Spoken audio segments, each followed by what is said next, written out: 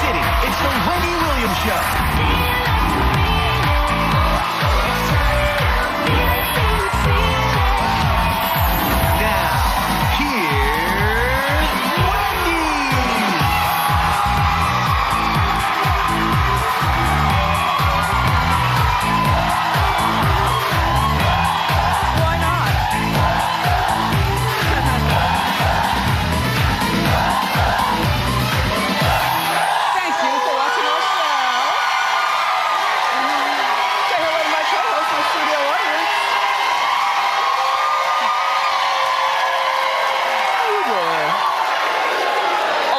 Let's get started. It's time for Hot Topics.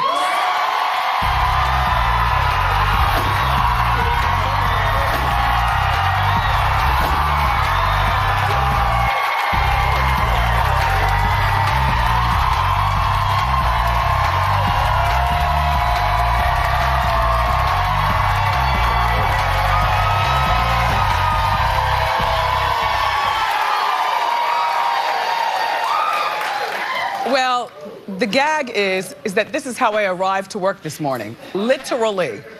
And which is nothing new. People around here know I love a negligee and a roby situation and a pretty bra and stuff.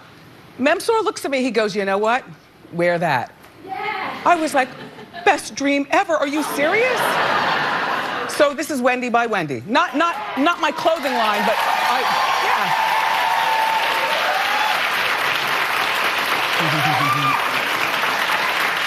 So congratulations, Chloe gave birth to her baby girl.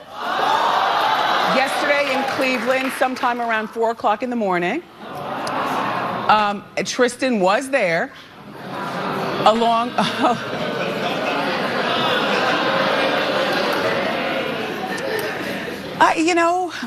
along with his mom, along with her mom, Chris. Courtney was there as well, Kim was there, and the BFF, Malika, was there. So, what do you think? Should Tristan, if you were Chloe, would you want Tristan to be there? Clap if it's okay. Okay? Yeah. I say too soon. It's not that I wouldn't want to talk to him about the mess. It's just, this is too soon. Giving birth is really stressful, you know? Anyway, more to the story and we'll talk on Monday, okay? We'll talk on Monday.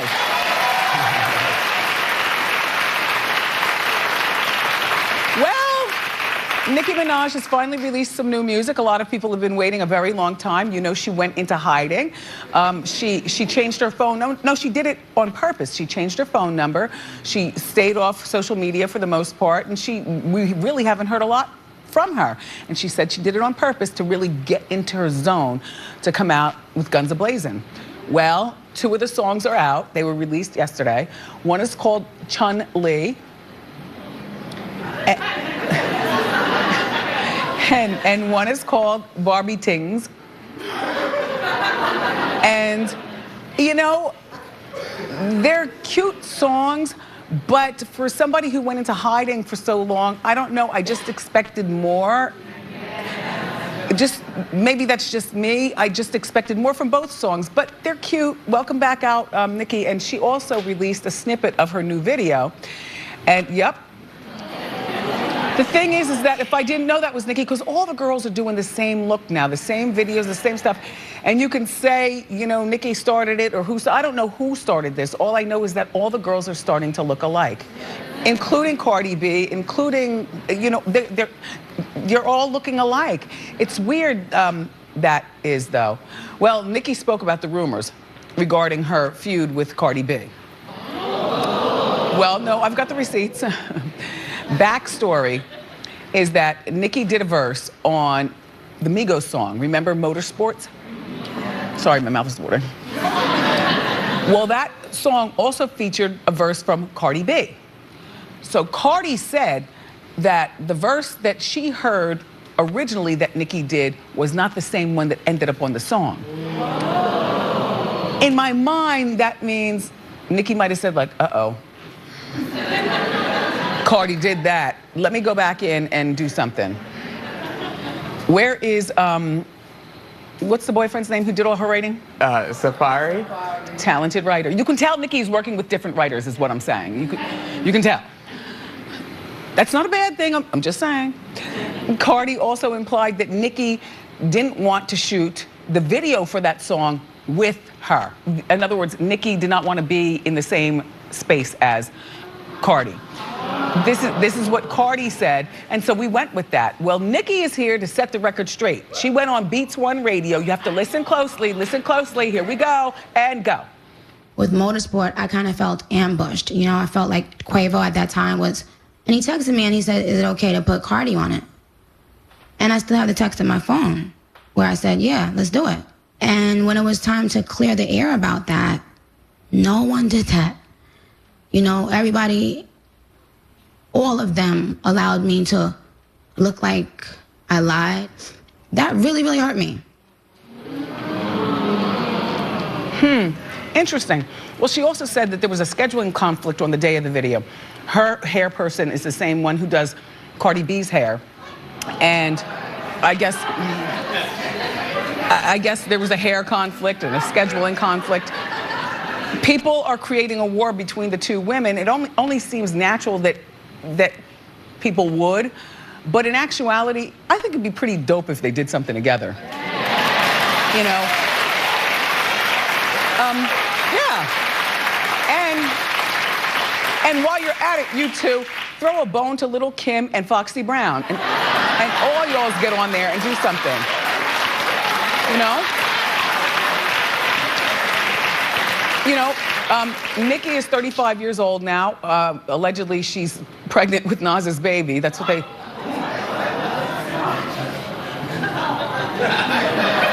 You miss a day, you miss a lot. I'm not even gonna go into it. I don't think she's pregnant, and hopefully she's not with Nas. I don't see Nas being with a girl like Nicki Minaj. I see him being with a whole different kind of woman, like MIT, a little professor in him or something like that, you know? Now, anyway, and then Cardi, so she's 35 and Cardi says she's 25. So she's 25 and we're gonna rock with that, 25.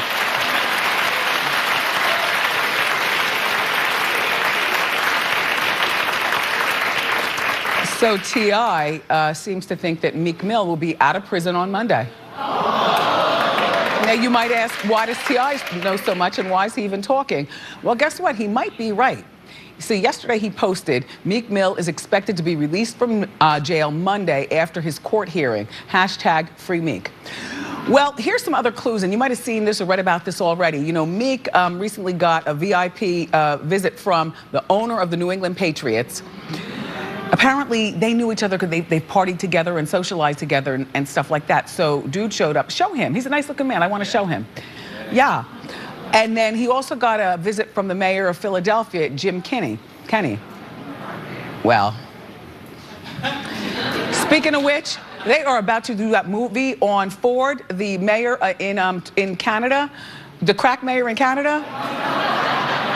I can't wait. No, you're not the crack mayor. That's not what I'm saying. But I'm just you look Ford-ish. Rest in peace. He passed away. But they're about to do that movie. I can't wait. Did I just go 2 stories too many? You all didn't follow what I'm saying? You remember Mayor Crackhead okay. They're about to do the movie of his life. And the guy that they hired to play him is about as big as my pinky. So he's gonna have to have prosthetic down, but I can't wait. Yes, Toronto. Thank you, co-host. Anyway, Meek's judge has ordered his legal team, Judge Janice, there she is, has ordered his legal team to report to her chambers on Monday. But she didn't say why. You wanna know what I have a feeling? Judge Janice is tired of being on Hot Topics. Yeah, you know. But you know, being here is cute and everything for a career if you're a Kardashian or you're a ball player or you're an actor, but when you're a judge, you go to school all those years for everything to be reduced to being chatted about on Hot Topics, and then the nerve of us to find out where you wanted to be an actress. Like, we pulled out everything.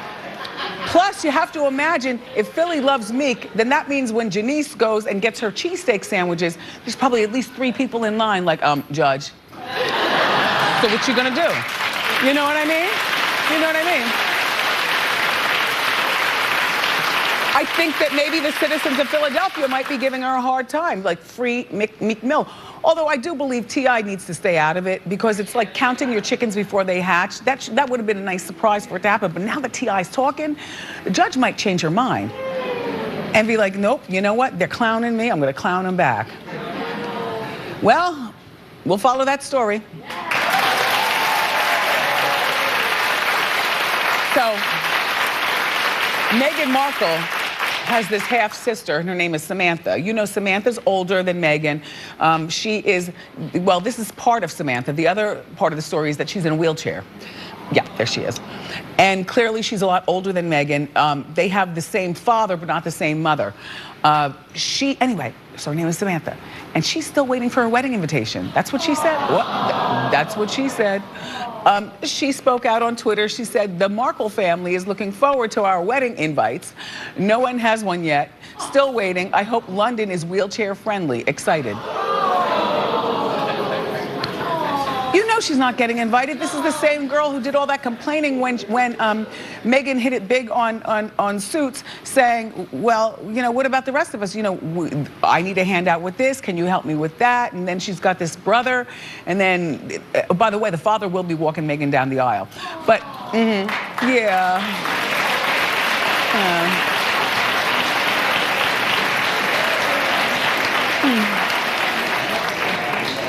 No, Samantha, I don't believe that you'll be invited to the wedding, but there's nothing wrong with you rolling up to the gate and identifying yourself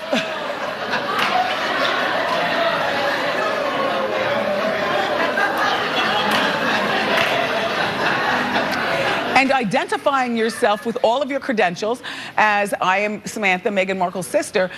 You will be pulled over by those Entertainment Tonight cameras and whatnot. People, look, this is a better correspondent than a lot of them. This is the girl who will tell the tea. And even if it's not accurate, it'll still be very entertaining. So she's complaining that thousands of strangers will be at the wedding because thousands of people have been invited instead of her own family. But you know what, Samantha? Meghan has nothing to do with those thousands of people. She doesn't know all those people either. She's from Crenshaw. You know, who's she gonna invite? Duke and them?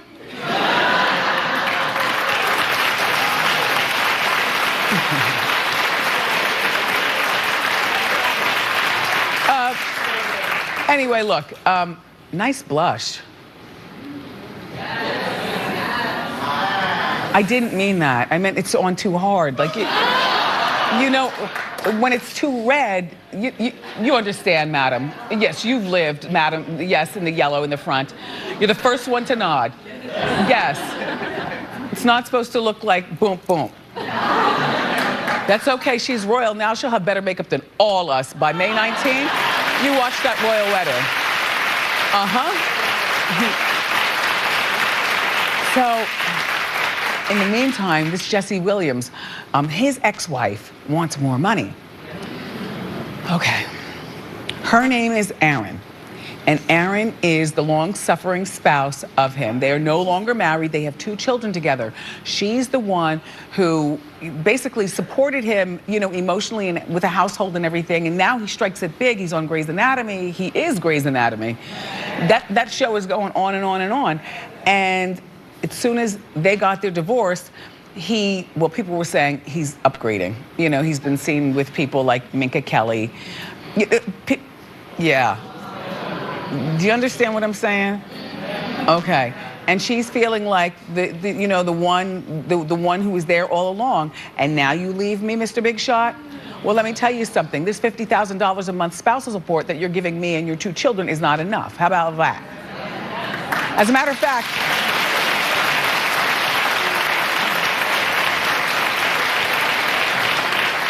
wait, the $50,000 is only for spouse. So that means that child support is someplace over there too with a nice knot. Well, oh, it's in total. Yeah. $50,000 a month for 3 people. All right, well now listen. Now she wants it to increase to $73,000 a month. I don't know where she got the 3. Like make it 80 or make it 70, but here's the deal with him though. Grey's Anatomy is going on and on and on. It's reported that he's making $500,000 per episode. And So he's making a lot of money, but they aren't together anymore, and $50,000 certainly is a lot. But you know what? When you sit around like a real, with a real woman look, as opposed to the... Do you understand what I'm saying without saying it? Okay. She's looking around like, I want more money and I will not stop until I get it. Aaron says that she needs the extra money to cover the cost of the children's monthly expenses. Swimming lessons and dance lessons, food and clothing, and travel to visit family. Plus there's childcare and tuition. $73,000. You know what? You've got more than enough with the $50,000, but on account of he left you and you're still trying to get yourself together. And your girlfriends, we reported this on Hot Topics, allegedly her girlfriends are tired of her Jessie stories. Every time they get together for their coffees and stuff, all she does is talk about, oh, this Jessie, oh, this Jessie. They're sick of it, you know? So she's bitter and he's working. So why not soak in while he has it? Aaron also wants Jessie to pay her $200,000 legal bill. Well, I thought that would have been a given. You know what I mean? And for Jessie, here's where you start. You start with, I'll pay your legal bill, but I'm not giving you any more money. And then, and then, girl, this is where you start. Nope, I need more money. And then keep going. I forgot how old the children are. It's not like they're 3 and 2. Okay.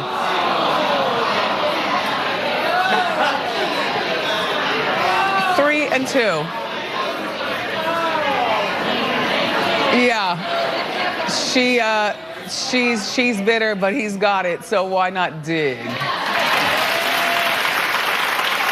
she has the right to be. And she has the right to be. You know, I supported you your whole career, and then this is what you do. You do Grey's Anatomy, and then you just leave me. You know what I mean? Although at some point you gotta let go of the bitter, because bitter causes wrinkles and makes your boobs sag and stuff. You gotta kind of... You gotta let it go at some point, Aaron, but good luck with your money grab. Yeah.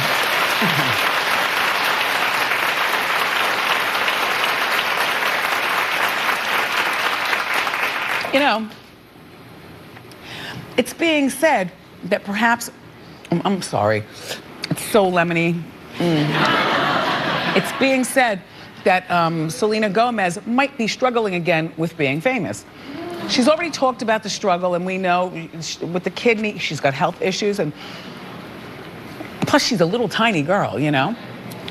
So Selena had what people are calling a bizarre childlike response when the paparazzi caught her just last week. Okay, listen closely, take a look, listen to her voice. Selena, is Justin just a little brother to you? Do you guys mind if I just have the rest of the day? Because you're kind of scaring me. Okay, well, there's other guys here. Okay, I'm sorry. It's competitive. I'm sorry, Selena, it's really competitive. But here's the thing.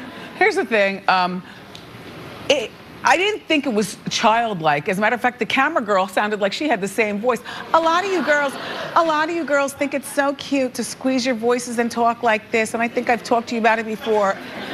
It's so childish, I'm so weak. Like, everybody needs we got this newscaster here in New York. Her name is Sukanya Krishna. That lady's voice is everything. Everything. You know?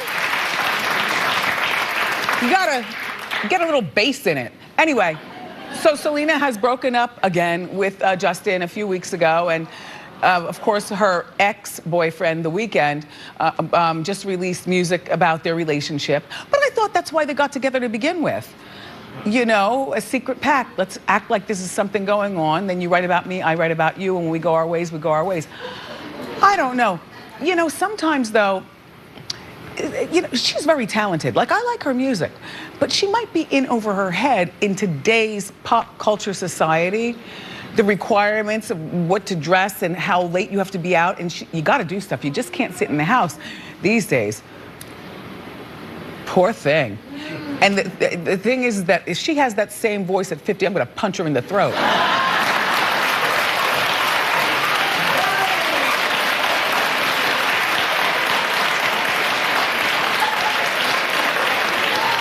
Baby talk, baby talk. It's a wonder you can walk.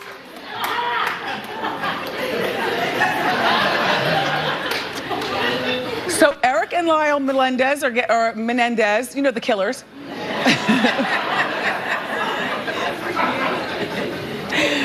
The Menendez brothers, they were sentenced to life in prison years ago for murdering their parents back in 1989. So they're there for life. There'll always be dumb girls. I believe both of them have married while being in prison. What makes you want to marry a man in prison? I'm not talking about already being married to him and then he does his stretch. I'm talking about write letters and then you fall in love and then, like, what makes you want to? You must not think anything of yourself just to throw it all away. And they're not getting out either. Anyway, so they were in prisons 500 miles apart from one another and would get in, they haven't had a contact with each other. No, now don't you diss them. Now they might be killers, but let me tell you something right now. This is a good 50 for a man who's been doing time and who killed somebody, 2 people. You know what I mean? He looks like a CEO of something or another if he put on a suit and tie.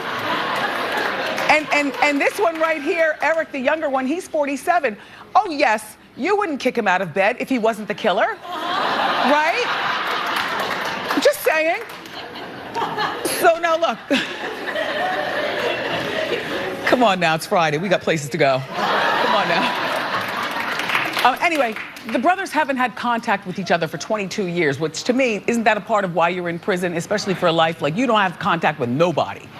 Well, apparently Lyle recently was transferred to Eric's prison. And now they're together in the prison. And the brothers are loving it. Now, they're not cellmates. But I find, you know, that's good. If you have a sibling, like, that's good because now you have a friend in there. But mark my words, one of them is gonna be dead before the summer's over. And we're only in spring. Because you know how it works in the prison. These other prisoners don't want to see you happy. There you are over there, pretty boy, talking to your brother. You're in here for life, but you seem so happy. What you smiling about? Now, which one of you wants to go first? Then they make that shank. See? Stab you real good. Listen, you laugh at me now, but think about it. Think about it. That's all I'm saying. We've got more of this silly show to go today. The Chai, Ntare, Guma, Mbaho, Mwine is here. But up next, it's time for Hot 5. So grab a snack. Come on back.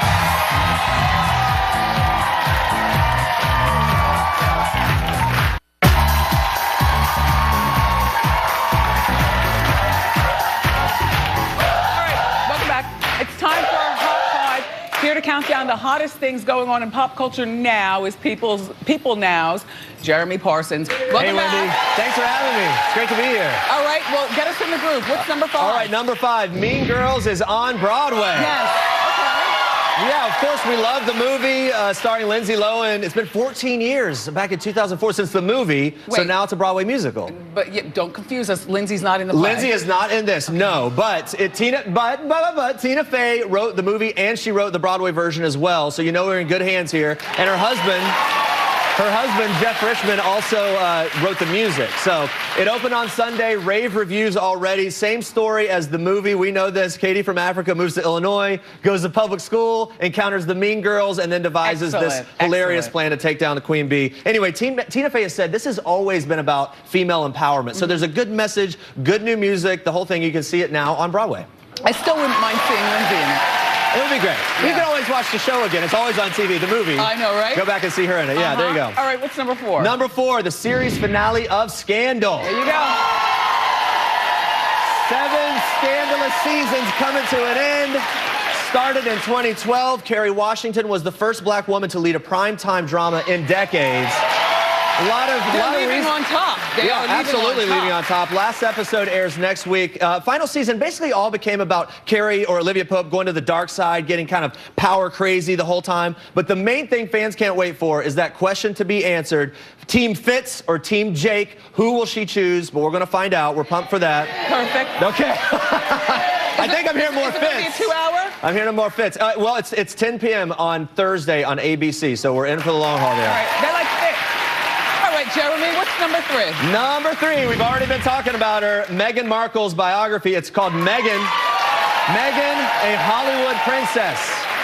Now, of course, lots of people talking about her since we found out the news of her and Prince Harry.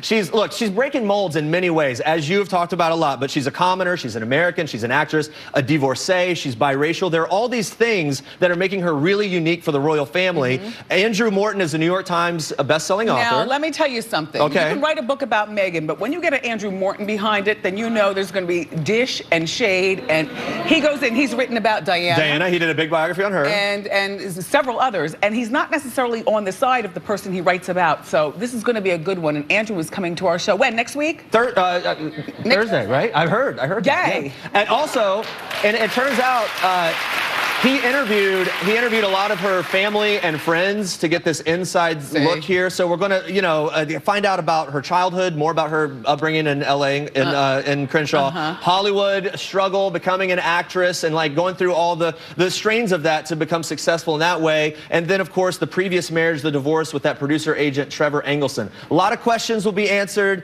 We get a deeper dive there. Who they said that she was still dating when she met Harry, and basically text Trevor, allegedly, to say... A lot of allegedly here. Bounce boy, you covered your mouth because you know you've heard. Okay. The book is in stores on Tuesday, so we'll and find Andrew's out more. going to be here on Thursday. Yeah, there you go. Okay, number 2. Number 2, the hit movie, A Quiet Place.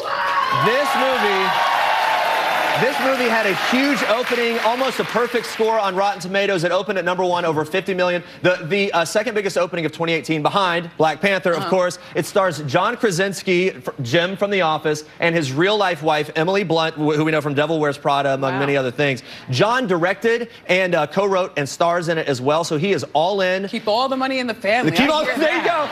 There's also already been some like Oscars talk, things like that. What's it about? It's a horror film, and here's the deal. It's set in 2020. These alien monsters have come and decimated the human race, and they respond and hunt by listening for sound. It's all about being quiet. So John Krasinski and Emily and their family, they survive by being totally silent. It adds to the suspense. Gotcha. And we have a clip to prove it. Okay. Military fighting a massive invasion. Around the world. Total devastation. We have to protect them. Promise me. I promise.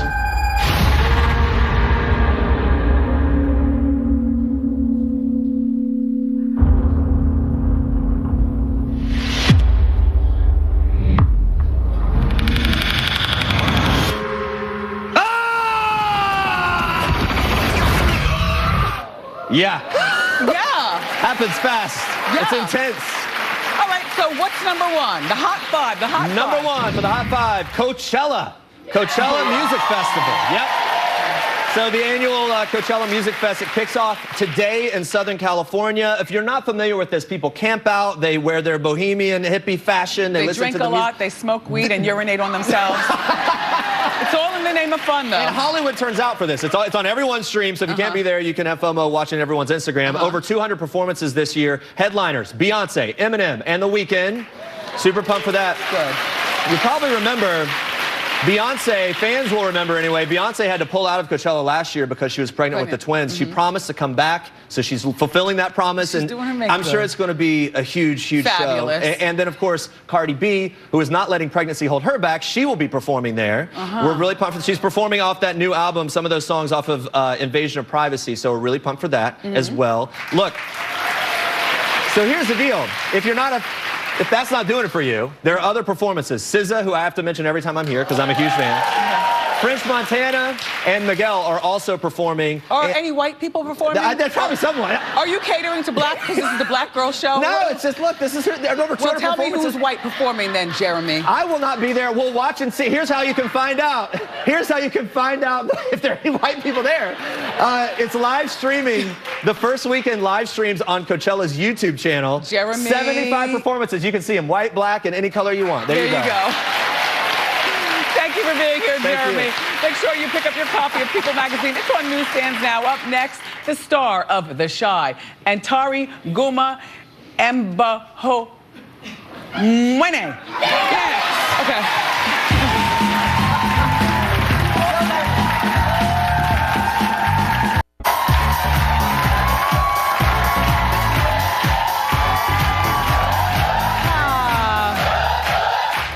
next guest happens to star in one of my favorite news shows. It's called The Chi. The New York Times called his performance remarkable. Take a look. It took me 12 years in Statesville to find my way to Allah. We all walk at different speeds. Sooner or later, you catch your breath. Doors is always open. My name's Rafiq. Good to meet you, brother.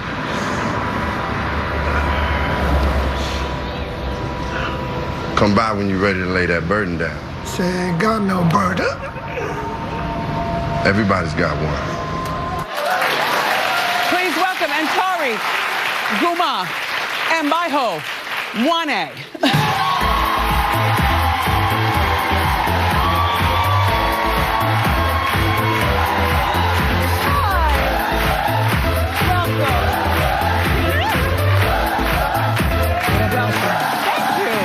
Thank you for coming.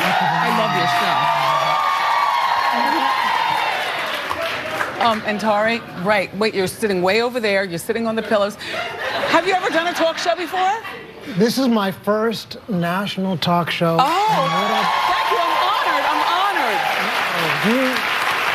honored. You've been our #1 fan for the show. And for you to have Lena on, to talk about Jason and Mary J, to have me on, is really, you know, you're part of the reason we have the season 2. So. Whoa. Thank you, I will receive that. I want to give you some shoe cam while observing the skinniness of your pants. A little something. No socks, no ash though. Checking you out. All right, Ntare. How do you say your last name? Mwine. Ntare, Guma, Mbaho, Mwine. What does it mean? Ntare means lion. Guma means be strong. Mbaho means I am. And Mwine means I have God.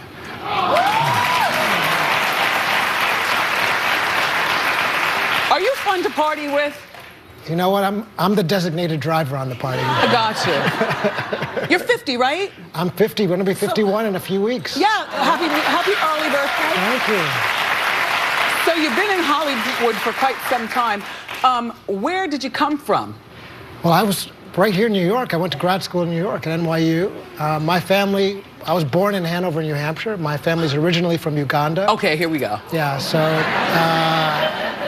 once this gets on the air, this will be all over the place in Uganda. People are going to be talking about first, I think, am I the first Ugandan on the Wendy Williams show? Yes, you are. There we go. Yes, you are. But I understand that your father and some of the men in your family have regular names, like Frank. Yes. What's Dad's name? My dad's name's Frank Alfred Mwine. So where did that all come from? Ntare is the name of a king of Ankole, and my family's from the Ankole kingdom. My father was part of the royal family. My grandfather was now hold on. Chief. Hold on, I'm going in. Hold on.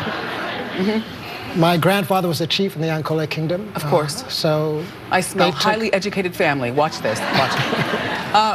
What does or what did Dad do for a living? My dad was an attorney with the World Bank and IMF and Where did Kuwait he get his Fund. He was the first Ugandan to go to Harvard Law.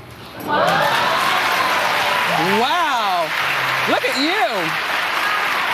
And what does Mom do, or what did she do? My mom is a psychologist, and she is now retired, living in Uganda. She'll be thrilled to see that I'm on the show with you. My dad's watching from above. So yeah. Wait, this is all so much. So you come from this well-read family. You certainly are well put together and well-spoken. So now you tell him you want to toil in the dump of Hollywood to make a living? With all this smarts? Well, it's the curse of being an artist. Sometimes you have a calling that just pulls you in a direction, and you can't help but fight that. So. Did your parents fight you because you wanted to do that?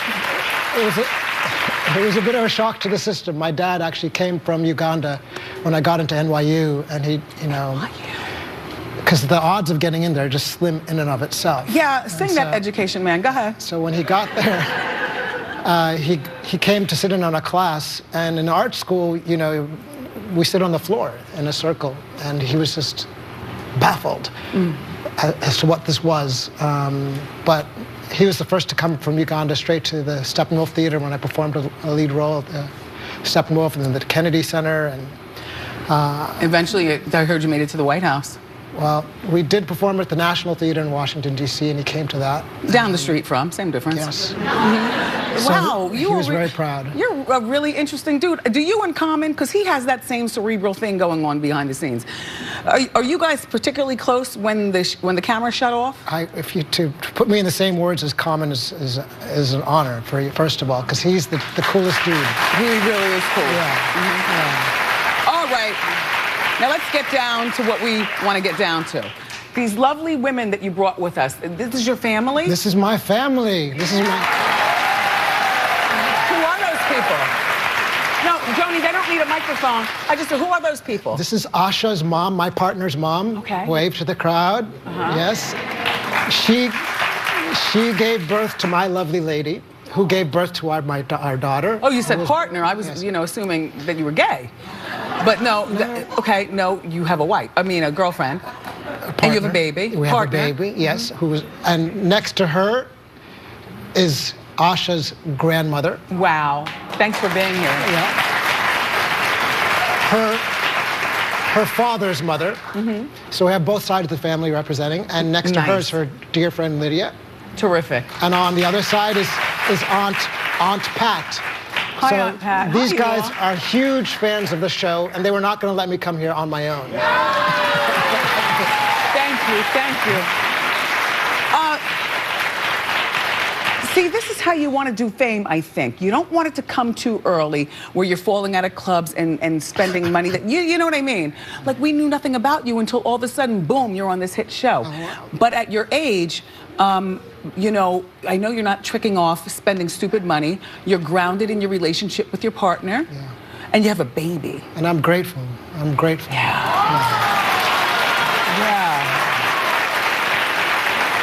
So, what's your daughter's name?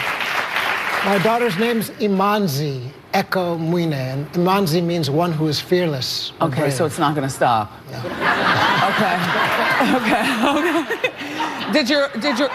Will you marry your partner one day? Sorry, family, don't mean to put him on the spot. It's okay, it's all right. I wouldn't be here in full force if they didn't know my love for Asha was true and deep and runs deep. But I'm asking because then she has to take the last name. Is she going to take the last name? That's up to her to decide if she wants to take my last name. But, if it ain't broke, don't fix it. You were talking about the Menendezes here and the others guys, so I'm grateful for what I have and feel like the luckiest man alive.